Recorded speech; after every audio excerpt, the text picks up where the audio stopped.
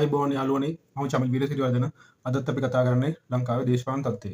අද අපි බලමු මහා බල සම්පන්න ඒ අනුර කුමාර ජනාධිපතිතුමා පාදුර්භූත වුණේ කොහොමද? හටගත්තේ කොහොමද? පටන් ගත්තේ කොහොමද කියලා. අපේ අනුර කුමාර ජනාධිපතිතුමාට මුලින්ම තිබුණේ චූටිම චූටි 103යි. නමුත් දැන් මහා බල සම්පන්න වෙලා තියෙනවා. එයා ජනාධිපතිවරණේ දිනුවේ නැහැ. ඒක පළවෙනි වටේ දිනුවේ නැහැ. දෙවෙනි වටේ දෙවෙනි මනාපෙන් ආපු ඒ 142ක් අරගෙන එයාපු ජනාධිපති දැන් කොහොමද මහා බල සම්පන්න වගේ පෙන්වන්න කියලා. අපි බලමු ඒ කොහොමද ඒක වෙන්නේ කියලා. ඒ ජනාධිපතිගේ වැඩපිළිවෙල ක්‍රියාව පොඩ්ඩක් අධ්‍යයනය කරාම අපිට පේනවා ඒ අනුර කුමාර ගාණ්ඩුවේ ඉන්නවා හරිනි අමරසූරිය වගේ කට්ටිය. අගමැති හරිනි අමරසූරිය. ඒතකොට කොළඹ නගර සභාවට ඒගොල්ලොන් අර හොර රහස් ක්‍රියාමාර්ගයක් අරගෙන ඒ රහසම පත් කරගන්නේ බල්තසාර් මැතිනිය. ඒගොල්ලොන් ජවිපිකාරු නෙවෙයි. ඒගොල්ලොන් නියෝජනය කරන්නේ මොන කඳවුරද? ඒගොල්ලොන්ගේ වැඩපිළිවෙල කොහොමද යන්නේ? ඒගොල්ලොන් නියෝජනය කරන්නේ අර රනිල් වික්‍රමසිංහ මහත්තයාගේ පන්තිය. රනිල් වික්‍රමසිංහ මහත්තයා හිතන පතන වැඩ කරන විදිහට තමයි ඒගොල්ලොන් වැඩ කරන්නේ. හරිනේ අමරසූරිය, බල්තසාර්. දැන් රනිල් වික්‍රමසිංහ මහත්තයාගේ එක තියරියක් තමයි මේ නීතිය නවනවා කියන එක. නීතිය නවලා බොරුවක් වංචාවක් කරලා නීතිය නවලා මේ වැඩ ගන්නවා කියන එක රනිල් වික්‍රමසිංහ මහත්තයාගේ එක තියරියක්. ඒක අපි දන්නේ අපි සෑහෙන කාලයක් රනිල් වික්‍රමසිංහ මහත්තයත් එක්ක වැඩ කරා. එයා හැමදාම පරාදයි 1994 ඉඳලා. හේතුව ඒ බොරු කරලා වංචා කරලා නීතිය නමලා මිනිසුන්ට ඇත්ත කියන්නේ නැතුව බොරු කරලා රවට්ටලා නායකයෙක් නැත්තම් කුමාරයෙක් වෙන්න බෑ. කුමාරයෙක් හරි රජෙක් හරි කියන්නේ ලංකාවේ හිටිය නියම රජ කෙනෙක් ජනාධිපති කෙනෙක් ජේ.ආර්. ජයවර්ධන කියලා. මිනිස්සු කිව්වා ජේ.ආර්. ජයවර්ධන කුමාරෙක් වගේ කියලා. කුමාරෙක් කියන්නේ මේ ඔය ලංකාවේ අදහසින් මේ රජුරුවන්ගේ පුතා කුමාරයා නෙවෙයි. ඒ කුමාරයා කියලා පොතක් ලිව්වා. ඒ පොතේ ඉන්නවා නිකොලෝ මැකියවැලි කියලා රචකයා තමයි ඒ පොත ලිව්වේ. ඒ පොතේ කියනවා ඒ පොත ලියන හේතුව තමයි යුරෝපයේ තාත්තා කෙනෙක් එයාගේ අවසානයේ ළඟ වෙලා ඒගොල්ලන් පුතාලා තුන්දෙනාට උගාගෙන ගන්න බැරුණා කියලා හරියට රාජ්‍ය පරිපාලනේ මැකියවැලි කියන ඒ ගුරුතුමාට කියලා කියනවා මේගොල්ලන්ට මේක ඉක්මනට උගන්න රාජ්‍ය පරිපාලනය කියලා. ඒතර වැඩි කාලයක් නැහැ මේගොල්ලන් රජකම ගන්න. ඒතර මෙයා නිකොලෝ මැකියවැලි කුමාරයා කියලා පොතක් ලියනවා රජුරවන්ට. ඊළඟ දැන් රජුරු තාත්තගෙන් පස්සේ ඉමීඩියට්ලි රජවෙන්න ඉන්න පුතාලට තමයි මේ පොත ලියන්නේ. නැතුව රනිල් වික්‍රමසිංහ වගේ හැමදාම කාගේ හරි ගෝලෙක් වෙලා ඉන්න පරාද මිනිස්සෙක්ට නෙවෙයි කුමාරයා පොත ලිව්වේ. කුමාරයා පොත ලියලා තියෙන්නේ අර ජේ.ආර්. ජයවර්ධන වගේ ඇත්ත බලයක් තියෙන මිනිස්සෙක්ට. ඒතකොට රනිල් වික්‍රමසිංහ හැමදාම සේවකයෙක්. රනිල් වික්‍රමසිංහ මැතිතුමා එයාගේ ජීවිතේ පටන් ගන්නෙම ජේ.ආර්. ජයවර්ධන මහත්තයාගේ සූචකීකරු සේවකයෙක් වෙලා. ඊට පස්සේ එතුමා රණසිංහ ප්‍රේමදාස මහත්තයාගේ සූචකීකරු සේවකයෙක් වුණා. ඊට පස්සේ එයා ඩී.බී. විජේතුංග මැතිතුමාගේ සූචකීකරු සේවකයෙක් වුණා. ඊට පස්සේ රනිල් වික්‍රමසිංහ මැතිතුමා මහින්ද රාජපක්ෂ මැතිතුමාගේ සූචකීකරු සේවකයෙක් වුණා. ඊට පස්සේ රනිල් වික්‍රමසිංහ මැතිතුමා චන්ද්‍රිකා බණ්ඩාරනායක මැතිණියගේ සූචකීකරු සේවකයෙක් වුණා. ඊට පස්සේ රනිල් වික්‍රමසිංහ මැතිතුමා චන්ද්‍රිකා බණ්ඩාරනායක මැතිණියට පස්සේ ආවේ මේ සරත් පොන්සේකා මැතිතුමාගේ සූචකීකරු සේවකයෙක් වුණා. ඊට පස්සේ රනිල් වික්‍රමසිංහ මැතිතුමා මෛත්‍රීපාල මැතිතුමාගේ සූචකීකරු සේවකයෙක් වුණා. ඊට පස්සේ ගෝඨාභයගේ සූචකීකරු සේවකයෙක් වෙන්න බැරි වෙච්ච හින්දා ගෝඨාභය ඒ සියතින් බෙල්ල කපාගත්තනේ. ඒ කියන්නේ ගෝඨාභය හිතුවා මේ අයියාගේ ඡන්ද වලින් තමයි මම ජනාධිපති වුණේ. උනාට අයියාට වඩා හොඳට මම කරන්න ඕනේ කියලා. එයා මහාචාර්ය කෙනෙක්. ඒ ලෝකේ පරිපාලනය ගැන සැහැණ දේවල් දන්න මහාචාර්ය කෙනෙක් දොස්තර පාදිනිය කියලා. දොස්තර පාදිනිය දේශපාලන විද්‍යාව ගැන මහා පරිතරයට ඉගෙනගත් මිනිස්සෙක්. එයාට කරන්න බැරි මේ පොඩි ළමයින්ට බෙහෙත් දෙන්න විතරයි. ඉතින් දේශපාලන විද්‍යාවේ මහාචාර්ය දොස්තර පාදිනියයි ගෝඨාභය රාජපක්ෂ අයියට වත් සලකන්නේ නැති ගෝඨාභය රාජපක්ෂයි සියතින් කඩුව අරගෙන බෙල්ල කපා ගත්තට පස්සේ අහපව් රනිල් වික්‍රමසිංහ මැතිතුමා රාජපක්ෂ පවුලේ සූචකීකරු සේවකයෙක් වෙලා විනා ජනාධිපතිකමක් ලබා ගත්තා. ඒක ඡන්ද දිනලා ගන්න. ඒ කියන්නේ කවදාවත් රනිල් ඡන්ද දිනලා නැහැ. අඩු ගන්න පක්ෂය තුලව ඡන්ද දිනලා නැහැ. ඒක හොඳටම රනිල් දන්නවා. ඒක නිසා තමයි අර කෘත්‍යාධිකාරී මණ්ඩලයටත් එයාගේ ගොට්ටෝ ඥාති කට්ටිය එයාගේ ළඟම ඥාති සාගල මැතිතුමා අකිල මැතිතුමා වගේ ඥාති වලින් පුරවලා තියෙන්නේ. එතකොට ඊට පස්සේ මහින්ද රාජපක්ෂ මහත්තයාගේ සූචකීකරු සේවකයෙක් වුණාට පස්සේ එයා බැලුවා මේ UMP කාර්යෝගේ බෙල්ල කපන නිසා UMP කාර්යෝ කොහොමද රනිල් වික්‍රමසිංහ මහත්තයාට කැමති වුණේ නැහැ. ඒ කියන්නේ ඩීල් වලට UMP කාර්යෝ කෙලින් කතා කරනවා දිනුවත් එක නැතත් එක කෙලින් කතා කරනවා. කලින් ප්‍රතිපත්තින්න රනිල් වික්‍රමසිංහ මහත්තයාගේ යටිකුට්ටුවට නැහැ. ඒක නිසා ඔක්කොම UMP කාරයෝ සමග ජන බලවේගයට ඇවිල්ලා තියෙනවා. රනිල් වික්‍රමසිංහ මහත්තයා හිතන අදටත් මේ සමග ජන බලවේගයත් එක්ක යටිකුට්ටු ඩීල් දාන්න බලුවා. මිනිස්සු රවට්ටල යටින් ඒ කියන්නේ එකපාරටම රනිල් වික්‍රමසිංහ මහත්තයා නින්දෙන් නැගිට්ටා වගේ ඇවිල්ලා කියනවා මේ අපි සාගල රත්නායක මැතිතුමා කොළඹ මේයර් නැත්තම් කොළඹ නගරාධිපති කරමු කියලා. එහෙම කියන්නේ එයාට හිතෙන්නේ එයා හිතනවා එයාට එහෙම කියන්න හැකියාවක් තියෙනවා. ඒ වගේ මිනිසුන්ට බොරු කරලා වංචා කරලා මේ සාගල මැතිතුමාට නගරාධිපතිකම දෙන්න හැකියාවක් තියෙනවා කියලා රනිල් වික්‍රමසිංහ මහත්තයා විශ්වාස කරනවා. ඒක තමයි එයාගේ ක්‍රමය.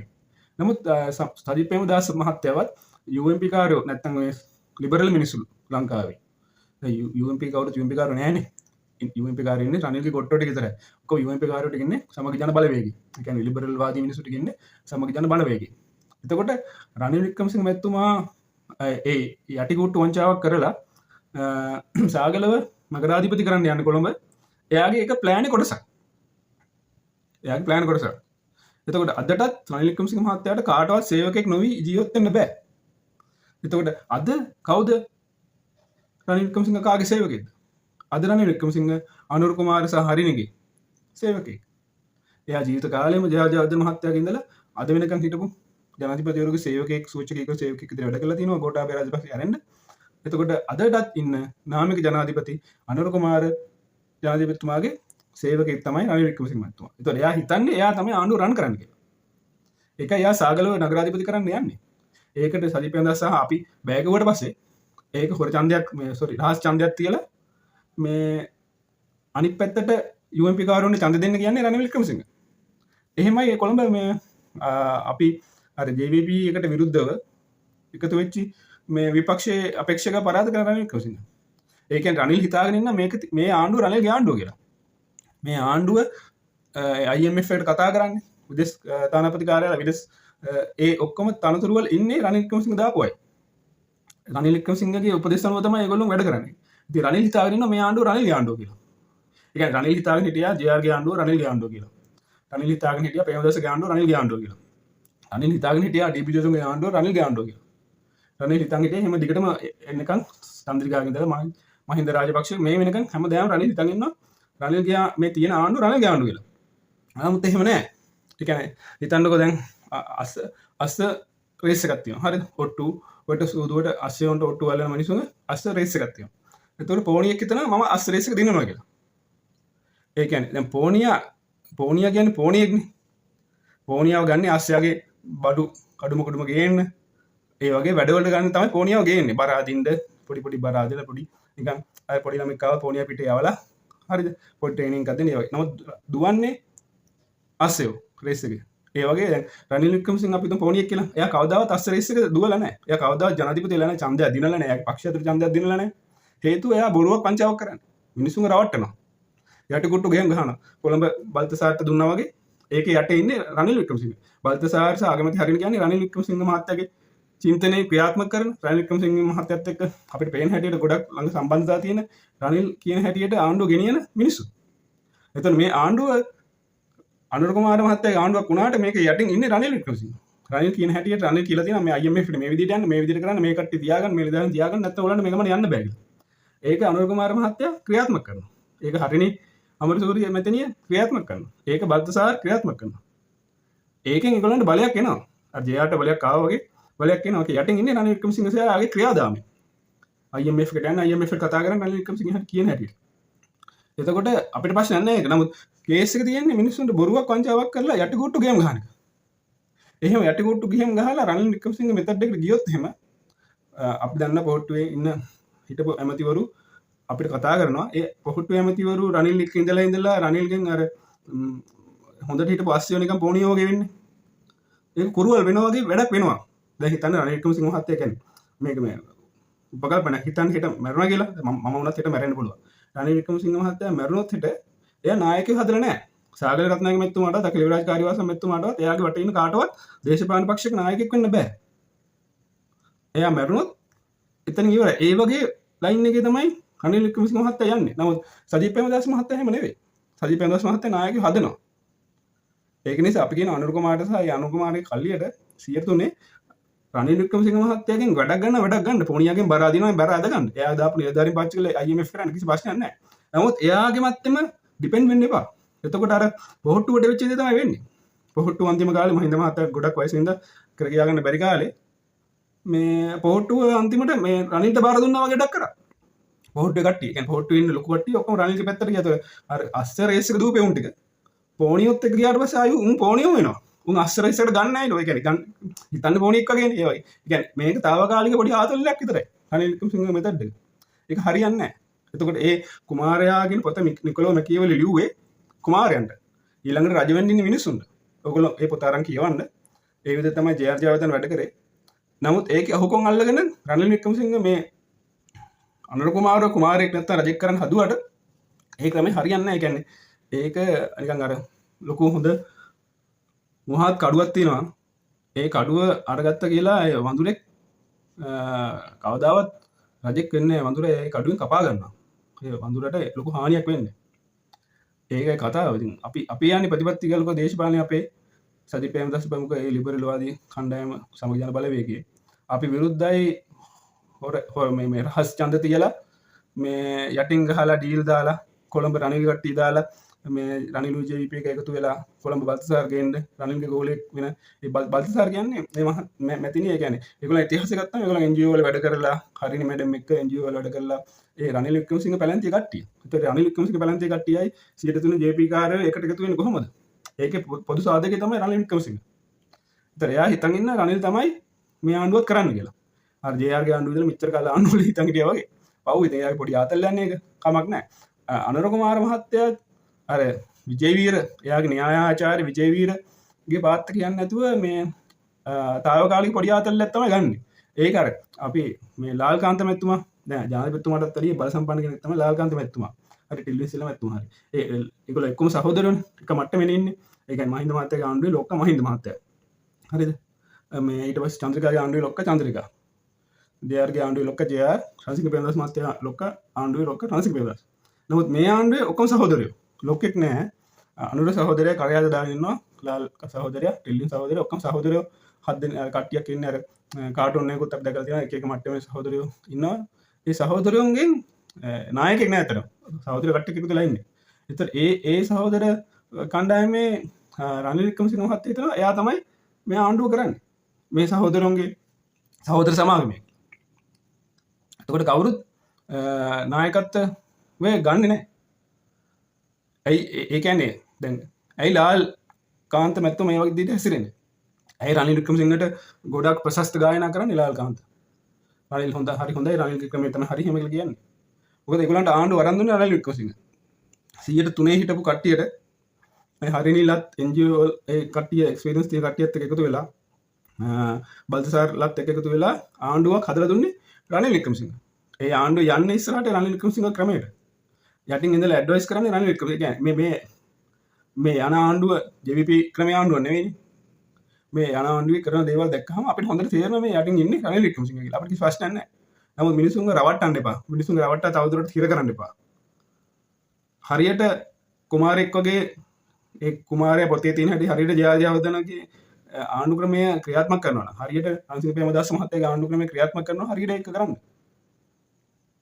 ඒක භාගයක් කරලා අර මේ ලංකාවේ ඉන්න ශිෂ්‍යයන්ට වෛද්‍ය විද්‍යාව ඉගෙන ගන්න දෙන්නේ නැතුව ඊට පස්සේ කම්පැනි වල මේ සාධාරණ ඉල්ලීම් ඉටු කරන්න දෙන්නේ නැතුව මිනිසුන්ගේ දුක තේරෙන්නේ නැතුව මිනිසුන්ට පොඩි පෙට්ටිකයක්වත් සජිත් ප්‍රේමදාස මහත්තයාගේ පෙට්ටිකයක්වත් හදලා දෙන්නේ නැතුව මිනිසුන්ට ස්මාර්ට් පන්ති කාමරය ඉගෙන ගන්න විදියක් හදන්න නැතුව අලුත් අපනයන ශාස්ත්‍රයේ අලුත් කර්මාන්ත ඇති කරන්නේ නැතුව බොරුවට බොරු ටිකක් කියලා රනිල් වික්‍රමසිංහ වගේ බොරුවක් මේන්ටේන් කරන්න නම් අවශ්‍ය නැහැ ජනාධිපතිවරු.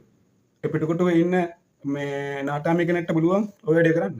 ජනාධිපතිවරු ඕනේ අලුතින් කර්මාන්ත ගේන්න. අලුතින් අපිට ගාමන්ට් ෆැක්ටරි ගේන්න බෑනේ. ඒ ප්‍රේමදාස මහත්තයා ඒ කාලේ පුළුවන් දේ ගාමන්ට් ෆැක්ටරි ගෙනාවා. අද ගේන්න ඕන ගාමන්ට් ෆැක්ටරි නෙවෙයි. අද ඕනේ අලුතින් හිතන්න. හිතලා අලුත් දේවල් ගෙනහලා පෙන්නන්න. අපි මෙච්චර මේ රස්සාවල් මේව කරා. හොරු අල්ලන එක හොඳයි. හොරු අල්ලන්න ඕනේ. ඒ හොරු අල්ලන එකෙන් ආණ්ඩු කරන්න බෑ. හොරු අල්ලන එක බොහොම හොඳයි. නමුත් සජිත් ප්‍රේමදාස කියන්නේ හොරෙක් නෙවෙයි. අපි හොරු නෙවෙයි. අපි රණසිංහ ප්‍රේමදාස මහත්තයාගේ දුප්පත් මිනිස්සුන් උදව් කරලා අද දුප්පත් මිනිස්සුන්ට මොකද්ද කරන්නේ? දුප්පත් මිනිස්සු අතපහකට සලකන්නේ නැහැ. ඔක්කොම ලොකු ලොකු හාල් මෝල් කාර්යෝ, ලොකු බිස්නස් කාර්යෝ ඔක්කොම අනුර කුමාර මහත්තයා සල්ලි වලට අරන් ඉන්නේ. අනුර කුමාර මහත්තයා වැඩ කරන්නේ මේ බිස්නස් කාර්යෝන්ගේ විදියට. දුප්පත් මිනිහට බදු ගන්නවා. කණ්ඩ බොණ්ඩ තියෙන වැඩි කරනවා. සත පහක සැලකිල්ලක් නැහැ. ගියක් හදලා දෙන්නේ නැහැ. ස්මාර්ට් පන්ති කාමරයක් දෙන්නේ නැහැ. බස් එකක් දෙන්නේ නැහැ ඉස්කෝලේට. මොකුත් දෙන්නේ නැහැ. තමන්ගේ ඒ අර මුදල බිස්නස් කාර්යෝන්ට ලාභයි මේ ස්මාර්ට් පන්ති කාමරයක් බස් එකක් දෙන්නට වඩා අර JVP එකේ අර මුදලට සල්ලි දෙන එක. ආධාරයක් කරන එක. එතකොට අර accounts වලට දාන්න දෙයක් නැහැ. මේ ඩික්ලෙයාර් කරන්න දෙයක් නැහැ. කෙලින්ම පගාවක් විදිහට ජනතා විත්තු පෙරමුණේ account එකට සල්ලි දැම්මා. ඒගොල්ලෝ මේ සහයෝගයෙන් ඒවක බෙදාගෙන ඇඳුම් එහෙම ගන්න ඕනලා කියලා ගන්නවනේ. එන්නේ ඒකට සල්ලි දානවා. එතරයි මේ ඒක දුප්පත් මිනිහෙක් මෙතන ඉක්වේෂන් එක නෑ. ඉස්සර නම් රාජික වේදවස් මහත්තයාට මිනිහෙක්ට ගිහලා ලියුමක් දීලා අනේ වේදවස් මහත්තයා මම දුප්පත් මිනිහෙක් මගේ මේම කාරණාවක් තියෙනවා ඒක ඉෂ්ට කරලා දෙන්න කියලා කියන්න පුළුවන්. මහින්ද රාජපක්ෂ මහත්තයා ළඟටත් ගිහිල්ලා කියන්න පුළුවන් මහින්ද මහත්තයා මෙහෙමයි මේ මම දුප්පත් මිනිහෙක් මගේ මෙහෙම බොක්කුවක් තියෙනවා ගමේ කියලා මහින්ද මහත්තයා කෝල් එකක් ගන්නවා අරගෙන මේ අර දුප්පත් මිනිහා ගමේ බොක්කුවක් තියෙනවා වහම හදන්න කියලා මහින්ද මහත්තයා බොක්කුව හදනවා. මොකද අද දුප්පත් මිනිහා ගැන බලන්න කවුරුත් නැහැ. පොසත් මිනිස්සු සල්ලිකාරයෝ බිස්නස් කාරයෝ ලොකු ලොකු මිනිස්සු සල්ලි වලට ගත්ත ජනාධිපති කෙනෙක් ඉන්නවා. ඒ රනිල් වික්‍රමසිංහ මහත්තයාගේ පන්තියේ අගමැති කෙනෙක් ඉන්නවා. රනිල් වික්‍රමසිංහ මහත්තයාගේ පන්තියේ මේ නගරාධිපති කෙනෙක් ඉන්නවා කොළඹට. ඒ විදිහට දැන් තමයි යන්නේ. ඉතින් අපි කියනවා මේ ඇත්ත කියන්නේ නැතුව බොරුවක් කරලා වංචාවක් කරලා යටින් ඩීල් දාලා මේ ඒ කරන ওই ක්‍රමේ හරියන්නේ නැහැ. කෙලින් කතා කරන කෙලින් වැඩ කරන ලිබරල් වාදී සමග ජන බලවේගයත් එක්ක එකතු වෙන්න. මොකද රනිල් මෙතඩ් එක ලිබරල් වාදී නෑ. ලිබරල් වාදී කොහෙවත් අපි තුන් එංගලන්තේ හරි ඇමරිකාවේ හරි ප්‍රංශයේ හරි කොහෙවත් නෑ මේ සාගල රත්නායක අකිල රාජකාරියෝ සමග ගෙනලා තනතුරු දෙනවා. ප්‍රජාතන්ත්‍ර විරෝධීව තනතුරු දෙනවා. තමන්ගේ යාළුවන්ට කුටි අධිකාරී මණ්ඩලයේ තනතුරු දෙනවා කියලා එහෙම එකක් නෑ. රනිල් ලිබරල් නෙවෙයි. රනිල් බොරුවට ලිබරල් කියලා පෙන්නලා තමන්ගේ එවුන්ට කත්ත දිනේ උන්ට ගොට්ටොන්ට තැන දෙනවා. ඒකයි අපි හැමෝම සජිබත් සමග මණ්ඩලයේ බාන බයකේට ආවේ. එතන මෙතන තියෙන්නේ අනුර කුමාර ප්‍රමුඛ හරිය ප්‍රමුඛ ආණ්ඩු පක්ෂයේ තියෙන බොරුවක් කරලා වංචාවක් කරලා මිනිස්සු රවට්ටලා යටිකුට්ටු ගේම් ගහලා ඩීල් දාලා වැඩ කරන අනුර කුමාරගේ ආණ්ඩුව තියෙනවා. අනුර කුමාරගේ හරිනගේ රනිල්ගේ ආණ්ඩුව තියෙනවා. අනිත් පැත්තෙන් කෙලින් කතා කරලා කෙලින් වැඩ කරන සජිත් ප්‍රේමදාසගේ සමග ජන බලවේගය තියෙනවා. විපක්ෂය තියෙනවා. අපි ඩීල් දාන්නේ අපි යටිකුට්ටු වැඩ කරන්නේ මිනිස්සු රවට්ටන්නේ. නමුත් අපිට නීති විරෝධීව කෙලින් දෙනකොට අපි කටහගෙන ඉන්නෙත් නැහැ. ඒ කියන්නේ අර කොමසාරිස් නෝනා එයා හිතල මේ අනුර කුමාරගේ මහා බල සම්පන්න එයා සදාකාලික ලංකාවේ ජනාධිපති ඒ හින්දා මම නීතිය කඩනවා කියලා නීති විරෝධී වැඩ කරනවා. අපි එහෙම හිතන එයා කරන නීති විරෝධී වැඩක් කියලා. ඒකයි අපි ගියේ උසාවියට එයාට විරුද්ධව. එතකොට අපේ ආණ්ඩුවක් ආපුවට පස්සේ මේ අනුර කුමාර මහත්තයා හිතන් ඉන්නවා සදාකාලිකව එයා ඉන්නවා කියලා ජනාධිපතිලා කමක් නැහැ. ගෝඨාභය මහත්තයත් එහෙම තමයි හිතන් හිටියේ. නමුත් ඒ බොරු කියලා වංචා කරලා ඒ කරන විදිය හරියන්නේ නැහැ. ඇත්ත කියලා ඇත්තත් එක්ක අපේ ප්‍රතිපත්ති කියලා දුප්පත් මිනිහාගේ හිතවත සජිත් ප්‍රේමදාස මහත්තයත් එකතු වෙන්න ඇත්ත දේශපාලනයක් අපි කරමු. රට ගොඩගමු. දුප්පත් මිනිහට උදව් කරමු. අලුත් කර්මාන්ත ගේමු. අලුත් රටකට යන් මේ වංචාකාරයන් බොරුකාරයන්ට අහු වෙලා ඒ කියන්නේ කරකොල්ල ඇතරියා වගේ වෙන්න එපා. ඕකෙන් ලාල් කාන්ත දැනගෙන දිනවා ලාල් නැති වැඩකුත් නැහැ. අනුරට ඇති වැඩකුත් නැහැ. රනිට ඇති වැඩකුත් නැහැ. නිකන් ආනි හත් දෙනා කැන්සලියා වගේ ඊට මේට අදිනවා. අන්තිමට තැලෙන් දුප්පත් මිනිහා බදු වදින් දුප්පත් මිනිහට. රසායන නැති වෙන්නේ කොම්පේ වහන්නේ දුප්පත් මිනිහට. ඒකයි වෙන්නේ. ඉතින් ඒ වගේ විහිළු ආණ්ඩුවකට තව අවුරුදු කීපයක් තියෙන්නේ. ඒකේ මේ අපි මේක තේරුම් ගමු. තේරුම් ගන්න. මේ ප්‍රේමදාස යුගයක් අහපව ගේන්න. ඇත්ත ආණ්ඩුවක් කරන්න. ආයි ජේ.ආර්. ජයවර්ධනගේ කුමාරයාගේ පොතේ හැටියට හරියට කෙවුම්දගෙන තියන ආණ්ඩුවක් කරන්න. සමග ජන බලවේගයත් එක්ක එකතු වෙන්න. අපිත් එක්ක දේශපාලන ගන්න එකතු වෙන්න. සමග ජන බලවේගයට ජය වේවා. ඔයගොල්ලෝ හැමෝටම ජය වේවා.